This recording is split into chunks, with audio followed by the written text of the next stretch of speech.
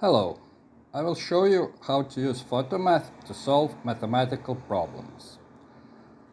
After you start Photomath, a camera will appear on your screen. With that camera, you can take a picture of a problem you want to solve. Solution will appear on your screen. If you want to see solving steps, just click on message Show Solving Steps. Then you can see explanation of every step by clicking Explain Steps.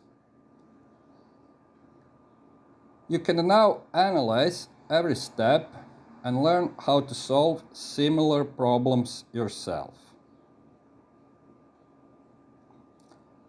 You can also input the problem yourself. Click on the little icon of the calculator and you can enter a problem you want to solve. For example, I will put quadratic equation x squared plus 5x plus 4 equals 0. Solution will appear. By clicking on Show Solution, you can choose by which method you want your problem solved. I will choose the most common method of solving quadratic equations, by using quadratic formula.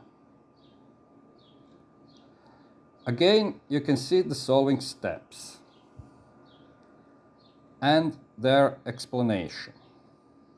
In this example, you can see how to solve quadratic equation using quadratic formula.